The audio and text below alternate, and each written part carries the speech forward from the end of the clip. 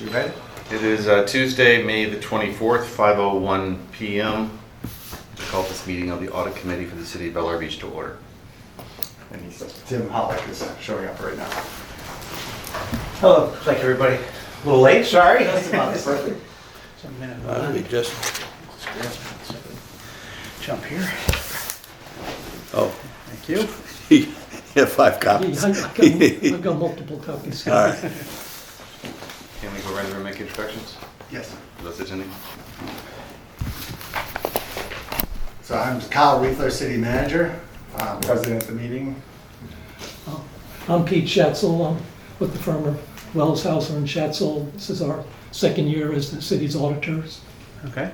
Tim Hollick, Citizen Advisory Committee and part of the Audit Committee. Tom Elliott, Advisory Committee member. Mark Oldman, same advisory committee member and audit, I guess. Rob Saganic, ditto. Rob Rusberg, same. Todd Harper, City Council. Okay. So next up, we have the, first on the agenda, we have the approval of the minutes. Did everyone get it? You have approval of the agenda? Oh, yeah. Approval of the agenda. Motion. Second. All in favor? Aye. All not? Okay. Passes unanimously.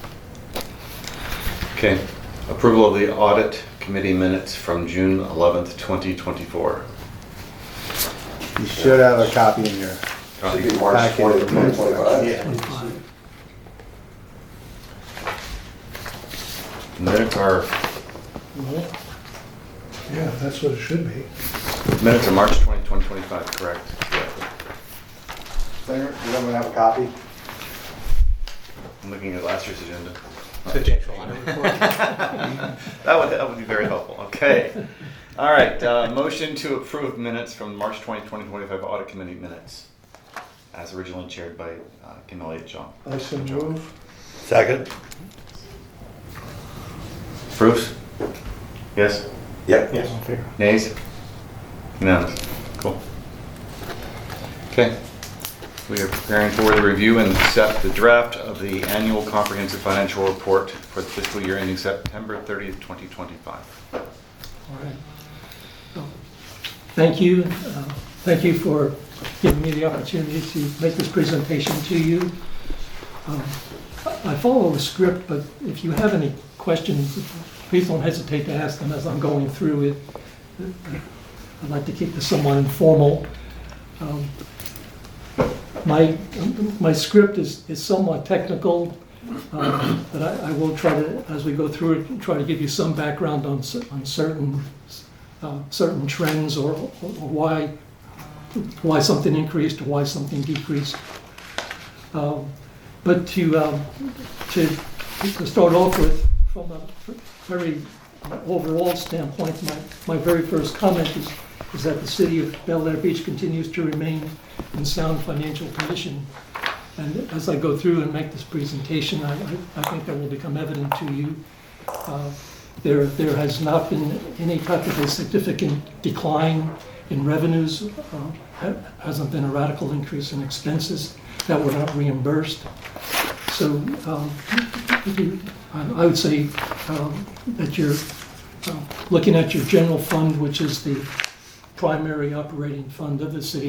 Your general fund is still very sound. We found the city's accounting records to be accurate and complete. As an auditor, that's important. It makes our job doable. We look at a lot of transactions, and we did not note any unsupportable transactions. And what I mean by that is we looking at from an outflow of funds, we didn't find any incidents where you had made a disbursement for which there was not, where you did not have proper documentation to support that was a city related and it was a necessary disbursement. We do receive the full cooperation, the support of all the city staff. We, in addition to working with the city treasurer, we we end up bothering a number of people in the city and just asking for information. And we always get complete cooperation. You don't necessarily need to refer to page 1, but on page 1 is our independent auditor's report, and it is our primary report to the citizens of the city of Bel Air Beach, and also to the council. And our report is about 3 pages long, and it's pretty much entirely boilerplate. It's not our choosing, but what the purpose of our report is to say that based upon the audit that we have conducted, that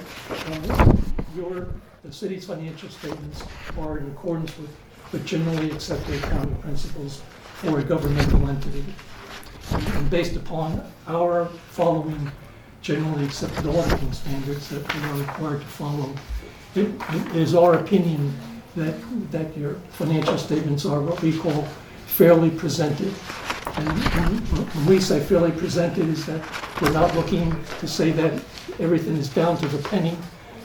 Our audit would take forever if we were looking to get to that finite detail.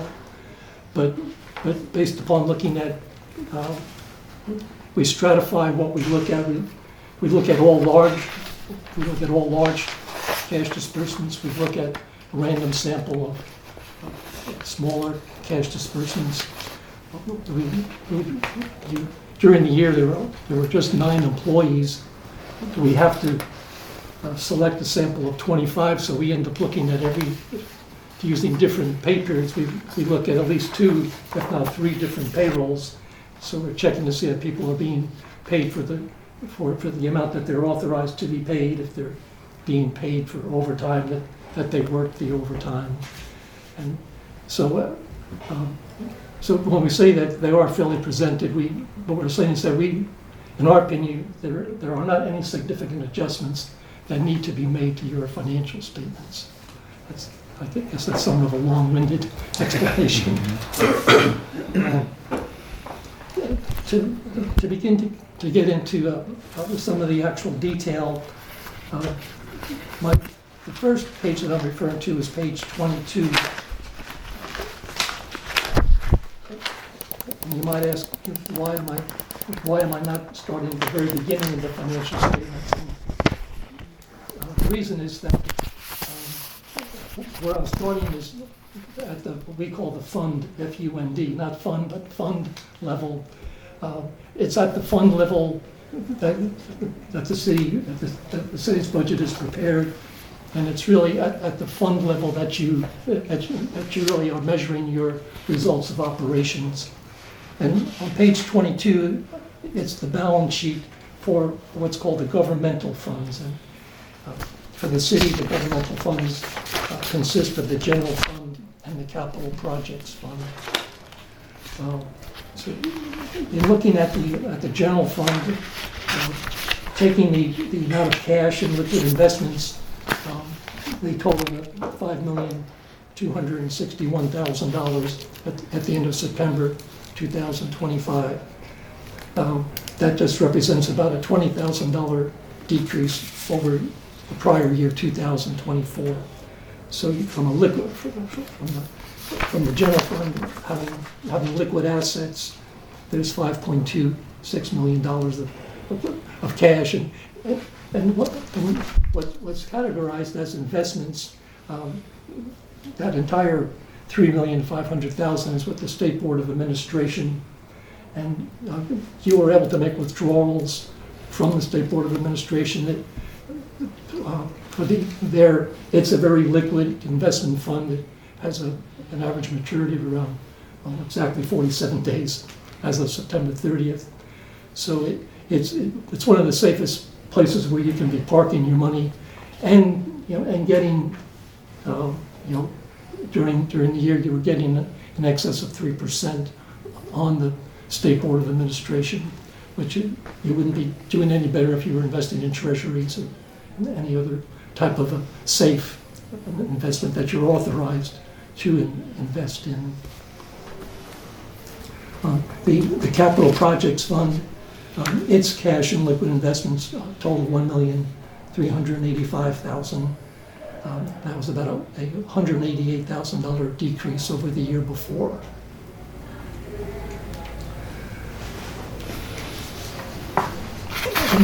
On my next bullet point, I'm going to, I'm jumping back and forth between pages, but starting on page 24, the formal title is the Statements of Revenues, Expenditures, and Changes in Fund Balance. And if you were a for-profit organization, it would be called your income statement, or Statement of Revenues and Expenses. And I have a number of bullet points that I wanted to cover. In the general fund, the total revenues were $4.6 million. The total expenditures were $3.4 million. So there was an excess of revenues over expenditures of $1,227,000. From that excess, the general fund did transfer $1,245,000 over to the stormwater fund.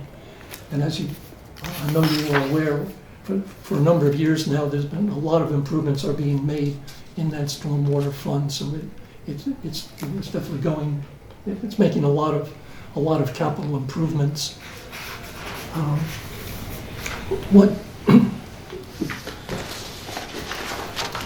To give you an idea of comparing that $1,227,000 excess of revenues over expenditures for the fiscal year 2024, that amount is $1,260,000 in round numbers. So a little bit further on, I will be covering the amount of expenses that were incurred for when you had to do the cleanup from Hurricanes Milton and Helene, and the monies that were reimbursed went through the general fund, and all of the expenses that were incurred for the cleanup went through the general fund. And as I was mentioning to Kyle earlier, for the most part, the city was made whole for the monies that were expended for the cleanup, and I say that just based on the fact that the amount of that surplus in the general fund, it ended up staying very constant. That $1,227,000 is very comparable to the year before. Is that 1,227,000 on another page, or is it? Sorry. I'll have to call Like, page just towards the way 24. down first. It's in the general Page fund. 24. Or sorry, not the one. I see the 1,227,000. I'm sorry, I was referring to 24. I see 778. It's Yes, that you mentioned on a the, different number. So it's a very good question to ask. We attempted to make these somewhat comparative, but the 2024 column is a total column, so it includes the general fund and the capital I see. projects fund. Okay. Um, That's where you came up with the higher number. Right. Okay. There isn't in governmental accounting, there's not a requirement that you have comparative financial statements. A lot of municipalities don't issue any type of comparison, they just issue the 1 year. So trying to provide more information, we have that total column, but you just have to keep in mind that it's a combination of the two funds. Okay.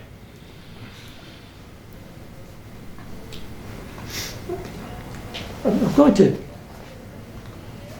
jump over to page 51 now.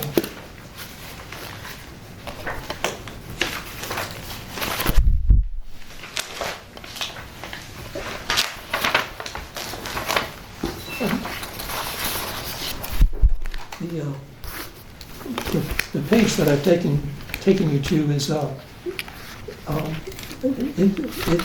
for the general fund, it represents the budgetary comparison schedule.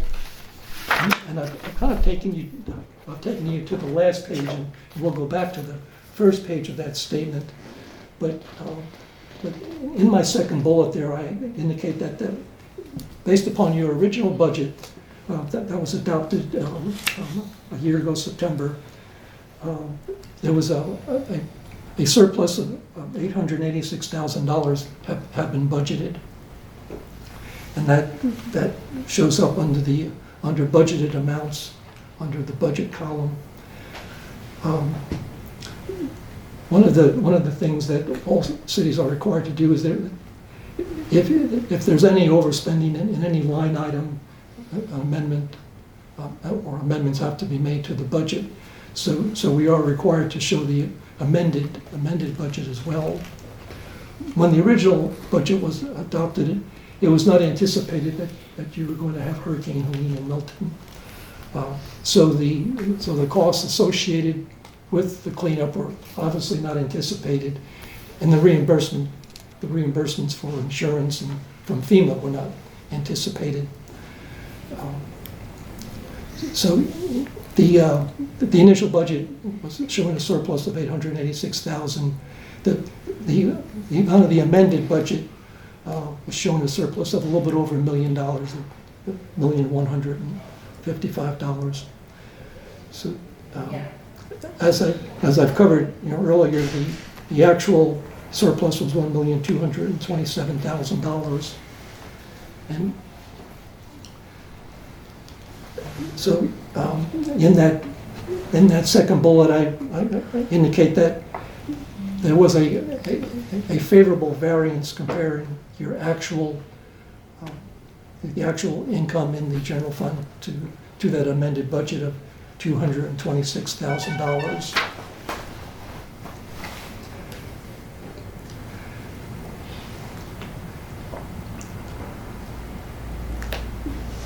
In explaining why that $226,000 favorable variance existed, it was in part due to the fact that the actual revenues exceeded budgeted revenues by about $81,000. And if you go back over to page 50, there's a variance with final budget. It shows the 80,892 variance. I indicate that there really weren't any revenue categories that had a big change in comparison to the budget. In a moment, I'll show you some where there were changes from what was anticipated. And then in looking at the actual expenses, the actual expenditures were $145,000 less than what had been budgeted. And that favorable variance is on page 51 under total charges to appropriations under the budget variance column.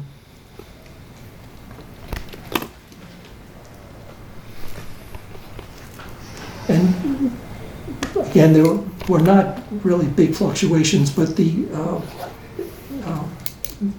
there's a department which is called non-departmental, which had a favorable variance of $56,000 in law enforcement. And again, this is just comparing actual to amended budget. There was a $36,000 favorable variance in public works, at a $40,000 favorable variance. But what I would like to, and this is not a part of my the bullets, but what I just want to point out to you is, and I know I'm probably getting into the weeds here, but just to give you a sense of explaining some of the changes, on page 49, there's the city bills sends out invoices to people who have rental units, which you might be familiar with. And the revenue is called rental registrations. The original budget was $63,000. The budget got reduced to $13,000, and your actual income was only $13,410. And how that came about is that because of the hurricanes, the city didn't send out they didn't actually mail out those invoices. Obviously, there were citizens who went ahead and paid anyway. But, you know, just to give you a sense of why that income came down, because the year before it was $70,000. And it was because, you know, in light of what was going on, it was felt that was in an effort to make things a little bit easier on people and not have them pay that registration. And then just a little bit further down, there's a caption for a category of revenue called intergovernmental revenue. And that's where we are reporting the federal FEMA reimbursement. There's $1 million budgeted. The city received $956,000. There was a small amount of state FEMA reimbursement, just a little bit over $10,000.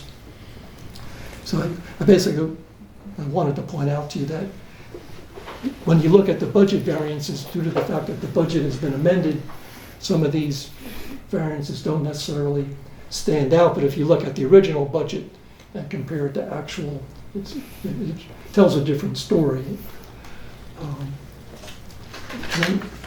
On the next page, on page 50,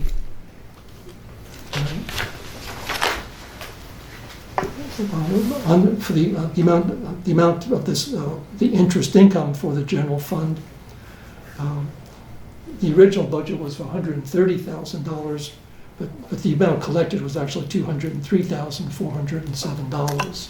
So again, a big anomaly from the original budget. And then right below that, there's a caption called miscellaneous income, which is a little bit of a catch-all. But if you notice, the original budget was $6,800. The actual was $104,777.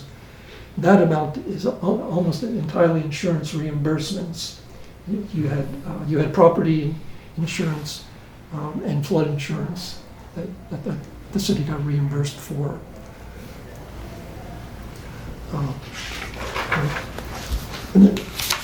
Is that all settled up? I mean, is that the whole thing? Have you gotten everything? There's a couple small projects that are still pending, Yeah. but they're not much. Okay. And then on page 51, around the middle of the page, there's a broad category called physical environment, and below that is public works. And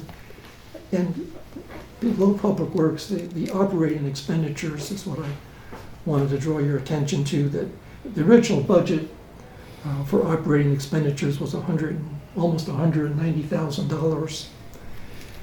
That got amended to $1,218,000, and the actual expenditures were a total of $1,195,000.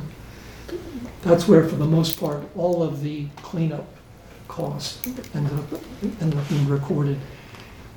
You did have certain employees did end up working more because of the storm, and that's under salaries. But by and large, the bulk of your expenses had to do with the cleanup that were being paid to independent contractors, and so you can see that in 2024, those operating expenditures were $193,000. So about $1 million increase, which is a good indication of what the cleanup costs were.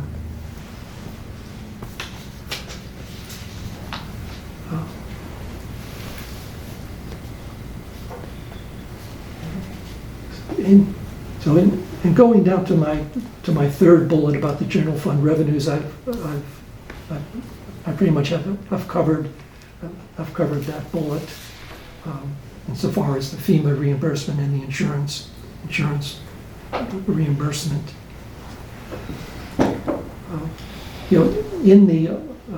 In looking at the general fund expenditures, the overall increase in expenditures compared to 24 was $1,061,000.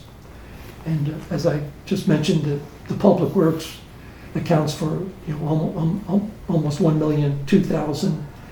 And the increase in your law enforcement contract with Pinellas County, that increased about 63,000. So those two categories pretty much are where the increase in expenditures were from the year before.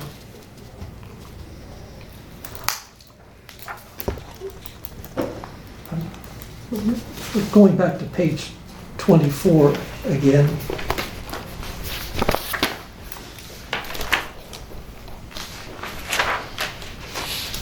And,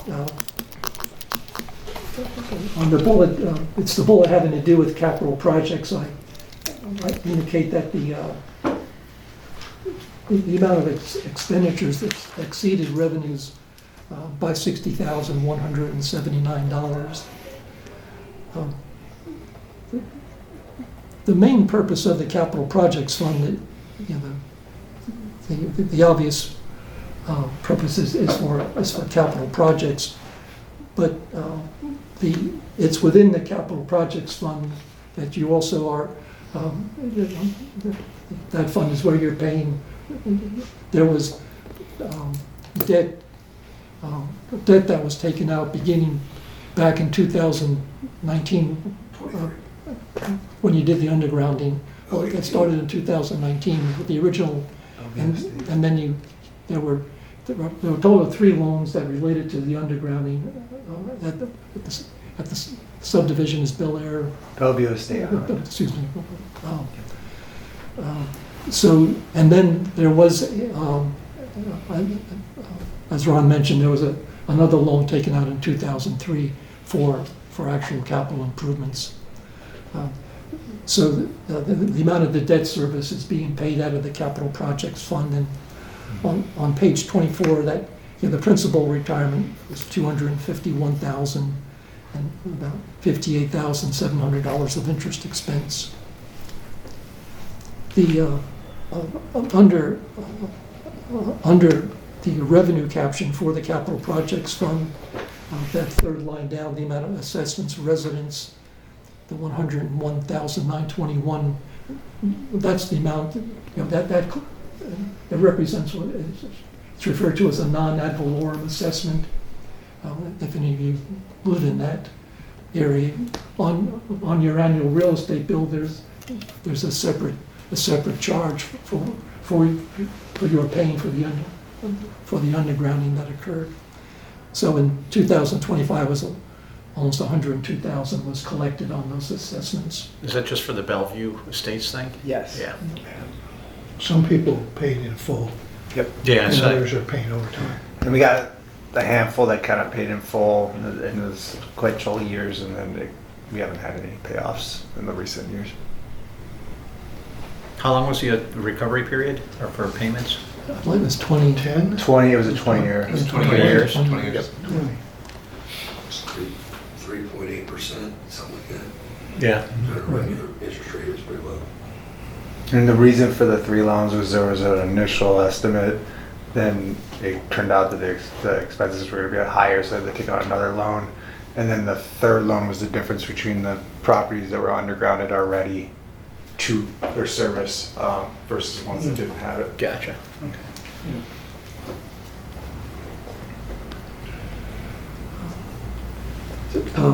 Getting back to my narrative here, and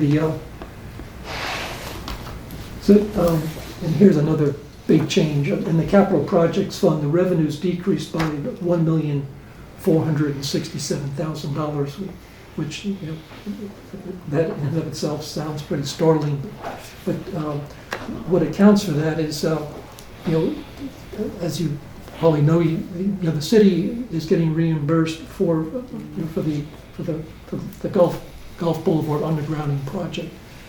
And so in 2024, there was the amount that was reimbursed from the county for that year was $1,446,000. In fiscal year 2025, the project somewhat came to a standstill. I think a lot of it just had to do with the contractors, including Duke Energy. So in fiscal year 25, there wasn't any monies collected on that undergrounding grant coming from Pinellas County. There's a footnote that I'll be taking to you shortly that gives you a sense of how much is remaining to be collected on that grant. But that accounts for the big swing in revenues in the capital projects fund. So it's just a timing issue? It's, in a capital projects fund, a lot of things, are one-time projects. With the undergrounding, it has stretched over a period of time. But again, because of the fact that there wasn't any reimbursement received from the county in 2025, when you compare it to 24, And the only reason I asked is because we budgeted 930,000, so I didn't know if it was just being delayed in terms of Right. payment. yes, and that 900,000 is close to what is remaining for the city okay. to be able to. Gotcha. I'm waiting on one more check to clear to submit my last reimbursement. And I Okay. want to get the full 970,000 or whatever that That's amount a long was. time. Yeah.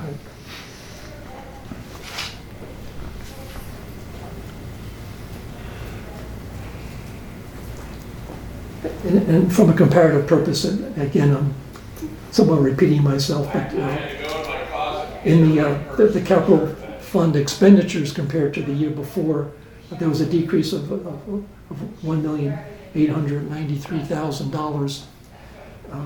And the reason for that, again, has to do with the undergrounding. In fiscal year '24, the city actually expended $2,020,000 on that undergrounding. So again, a large swing from one year to the next.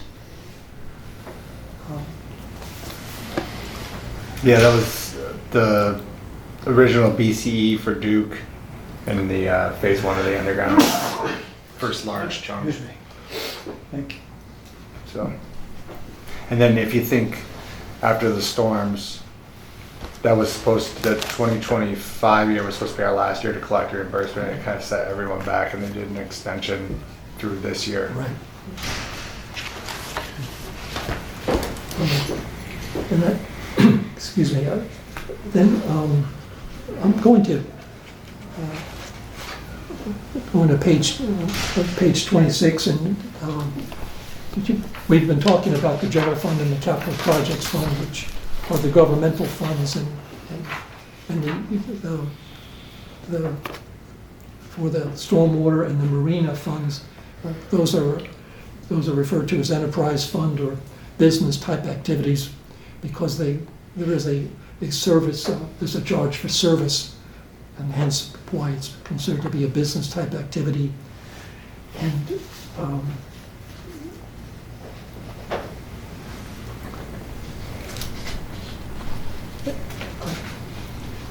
actually, sorry, Kyle, actually on pages,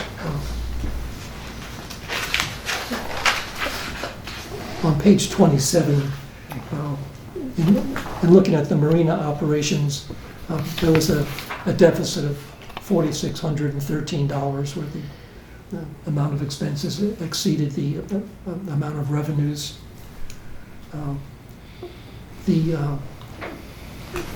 The charges for services for the slip rentals, that income actually increased. Fiscal year '25 was $88,548, and that represented an $11,400 increase over the prior year. That was our last staged increase. We did one in 2020, 2023, and 2025. So the 253 is the combined total on the far right-hand side from the prior year, right? Yes. It's the same concept Right. as we talked Yes. about earlier. Right, that includes both funds. How did the city credit some rent abatement for a month or two? We did. It was part of the Early storm. 2025. During Yeah. the storm. Is that why the deficit of $4,613? Plus the marina repairs for the year. From, So we got some reimbursement. We had to replace the electrical panel, and then a lot of those little pedestals were affected. Okay. And without the interest income, it was a $20,000 loss, right? I mean, so, yeah. Right. And, in the stormwater fund, excuse me, it had a deficit of $244,332.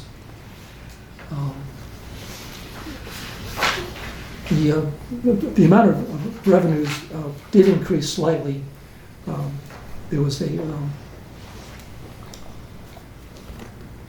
apologize, I lost my place here.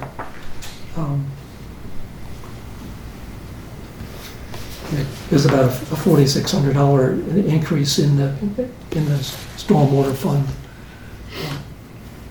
The amount of charges for services. You can see that of the a part of that loss is attributable to the fact that in the business fund, the assets, your stormwater system is being depreciated. And there was $241,000 of depreciation. So from looking at it more from a cash flow point of view, it wasn't quite as much of a drain. But the cash balance actually did go down.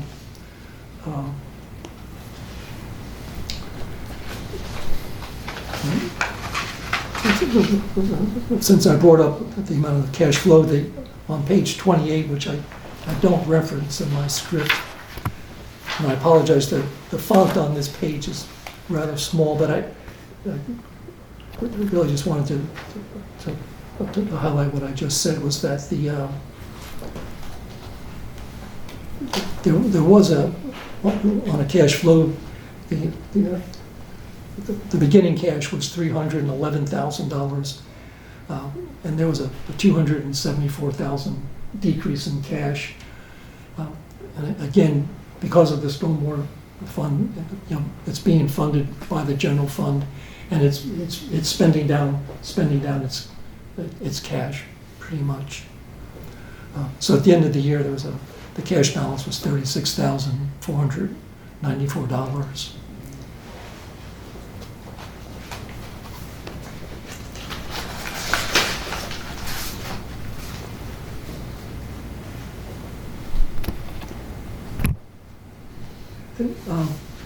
Just to, and this is not on my script, but just to give you a sense of where certain information is located, on Note E, which pertains to debt, it's a rather lengthy note, but it starts on page 41, and so if you had an interest in knowing what the breakdown was of the different notes that are still outstanding, in 2000 fiscal year 25, you did pay off the loan that had been taken out for the construction of City Hall. So there was a balance due on that at the beginning of the year, $160,000, and that was paid off in fiscal year 25. But then on the footnote shows that the three 2018 revenue bonds, that was what the debt was entitled, but it shows the remaining balance on those three loans, and on the construction loan for the $317,000. So the total debt that the Capital Projects Fund is responsible for is $1,312,000. Right below that, under the business type activities, that same Series 2023 note, part of it wasn't exactly 75, but a large portion went to the stormwater fund for stormwater improvements. And the balance of that debt is $1,447,000. And Note K, which is entitled an interlocal agreement, it's within that note. It's somewhat of a lengthy note, but if you're interested in knowing what has transpired. But on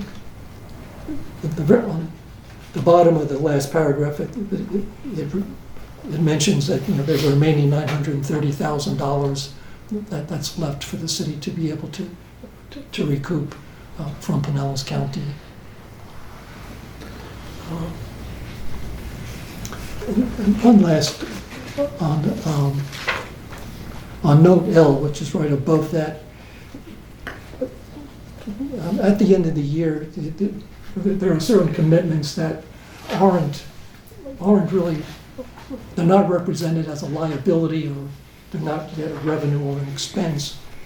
But what we point out to you that you signed a new law enforcement agreement with Pinellas County Sheriff, and that new contract is for fiscal year 26. The year we're in is $651,000. On the undergrounding utilities project, the primary contractor that you're using, there's the remaining amount that's due on that contract is $1,069,000. The work hadn't been done yet, so it's not a liability, but that represents the outstanding commitment on the contract. Did the sheriffs add more hours? I mean, it's like a 7% increase. I know it's old, but I was just curious, you know, if they, or is it just, you know, it's like a 7% increase from what we paid before, the year before. It's a pretty big jump, right? I remember the mayor inquired about it and felt it was, you know, justified after speaking to the sheriff. We got a personal call from him and assured him that it was across the board for the county, just overhead and insurance and all that affecting. There was a year-over-year component to it. There was also an increase in code enforcement hours too. Is that, it may, okay. There was, That probably makes sense. and then also, I think with the one offset that we were looking at prior about the law enforcement contract was the credit we got back at the end in the prior from year. Beller Shore with the dispute with that, of how we I were remember that. crediting it. Just another quick question, sorry. I'm not very familiar with city finance debt. You know, but some of these run out like pretty far. Is there like opportunities to, like in the future, to, if supposedly interest rates, if they ever drop, could you refinance any of this stuff, or is that like we did an exercise, Tim, a year or 18 months ago to evaluate if it would make sense, and just based on basically the money we're making at the SBA versus what our debt cost is, it makes sense to keep the debt in place. Okay, yeah, that's good. Just curious. But yeah, we can look at it. We've looked at it. We can always look at it. There's no we're out of Prepayment penalty or anything like that. So the building loan for 20 years was tied to a swap. Yeah. And it was upside down. Oh. There was always a prepay on that swap, and so fortunately, the debt we have today is all fixed rate on the balance sheet of the banks. Right. Okay. Yeah, on the two larger assessment loans, it's 3.65%. Mm-hmm. The smaller one, the 93,000, is 4.62%. And on that series 2023, that was 4.36%. Yep. Okay.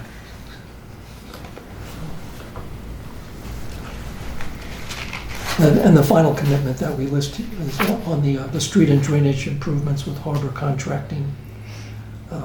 There was a balance on that contract that had not yet been performed of around $376,000 at the end of the year. My last bullet, and we don't really have to. We issue a letter, auditor's report on compliance, and in that letter we basically indicate that as a part of our audit, we are, in addition to auditing the financial information, we're looking to see that you're in compliance with your charter, your code of ordinances, any from a grant, which you really didn't have any grants this year, but we're looking to determine if there's that you're in compliance with any contractual agreement on a grant.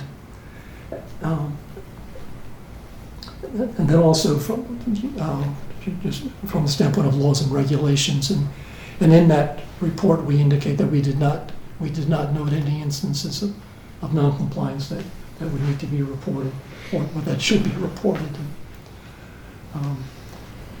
So I'm sorry for droning on for 45 minutes, but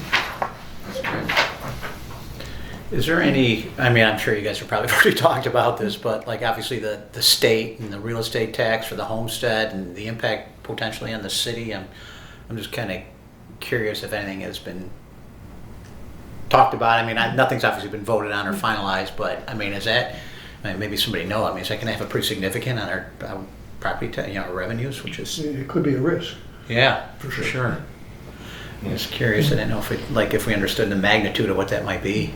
For what they've been proposing as of lately, it's going to be significantly less because from what I've seen, they're segmenting certain populations for the relief. Like if certain age groups, certain income groups, so. But we were, from our initial analysis, we were confident that a lot of our revenue is coming from out of state. Right. And Yeah. it was Non-resident a significant stuff, portion. yeah. So we were going to be less affected than a lot of other municipalities. Makes sense. With assessments, and I don't really know, I know we approved the budget.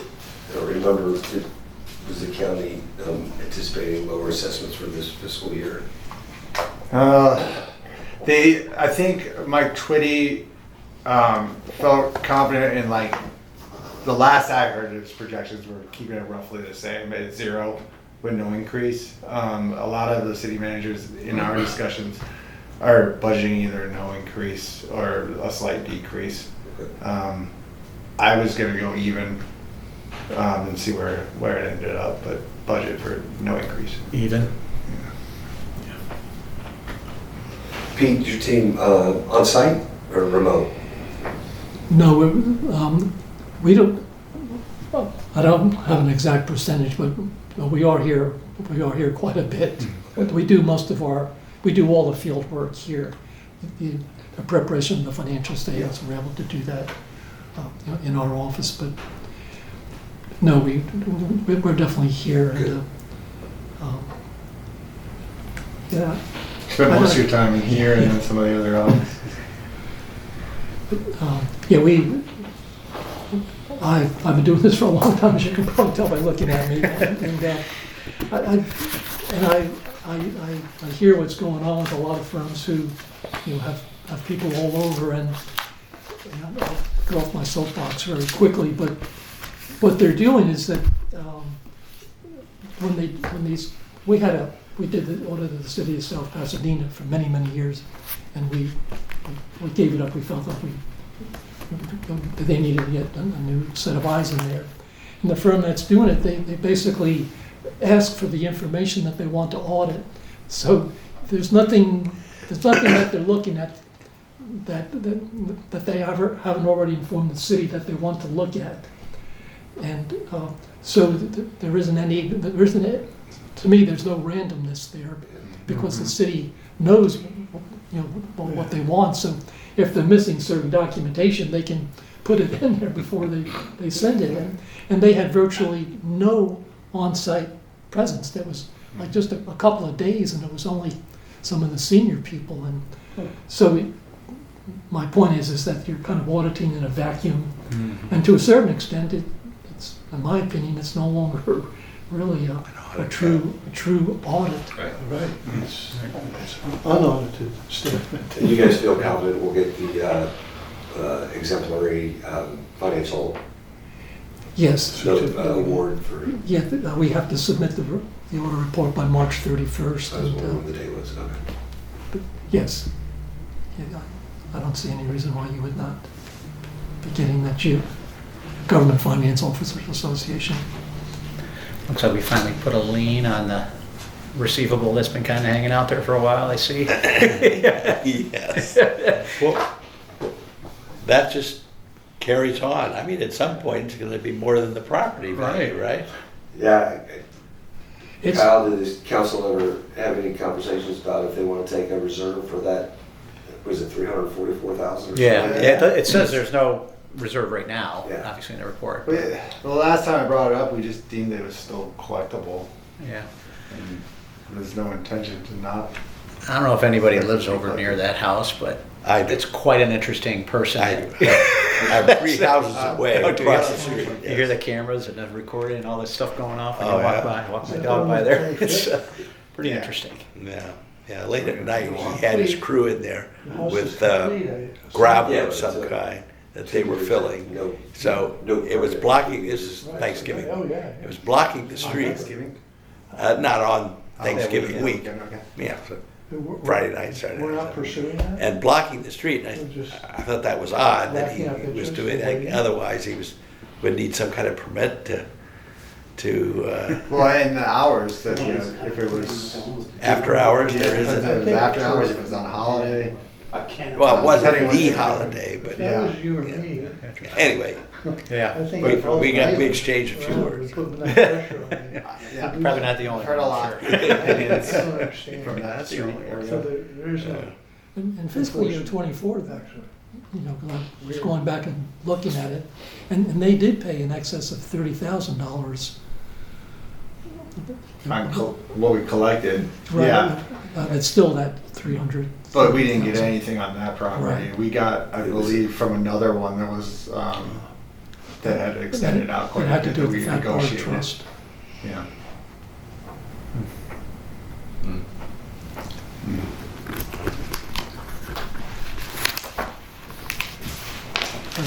I mean, I think as long as it's lean, then the property value exceeds the, I mean, it could be a long Right. time before